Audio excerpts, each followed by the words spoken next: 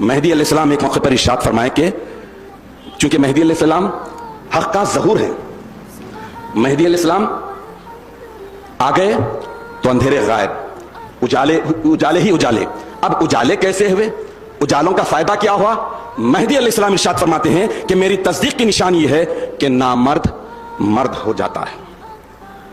جس میں ہمت نہیں، مردانگی نہیں، یہ حق کی روشنی اور اجالے میں آنے کے بعد وہ مرد بن جاتا ہے۔ جو دنیا کا طالب ہے، دنیا کو طلب کرنے والا ہے، اس اجالے میں آ جائے تو پھر وہ خدا کا طالب بن جاتا ہے۔ اور مہدی علیہ السلام ارشاد فرماتے ہیں کہ جو بخیل ہوتا ہے، کنجوس ہوتا ہے،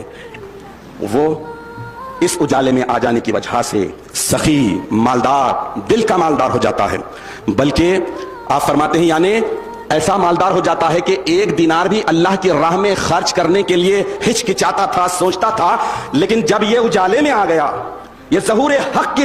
نشانی، یہ ظہور حق کے صدقے میں اسے ایسی روشنی ملی، ایسا اجالا ملا کہ ایک دینار، 10 دینار، لاکھوں دینار، کروڑوں دینار خرچ کرنے کی بات تو رہی دور، وہ اپنی جان کو بھی خدا کے حوالے کر دینے پر تیار ہو جاتا ہے۔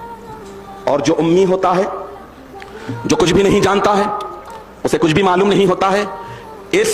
آفتاب ولایت کی روشنی میں آ جانے کا فائدہ یہ ہوتا ہے کہ وہ زبردست عالم بن جاتا ہے۔ اور جو ایک حرف کو بھی نہیں جانتا، وہ امی اگر آفتاب ولایت کے سورج کی اجالوں میں آ جاتا ہے، روشنی میں آ جاتا ہے، اندھیروں سے نکل جاتا ہے، تو اسے فائدہ یہ ہوتا ہے کہ جو ایک حرف کو بھی نہیں جانتا تھا، اللہ تعالیٰ اس روشنی کے صدقے میں اس میں یہ کیپیسٹی، یہ صلاحیت پیدا کر دیتا ہے کہ وہ قرآن کا بیان کرنے لگ جاتا ہے۔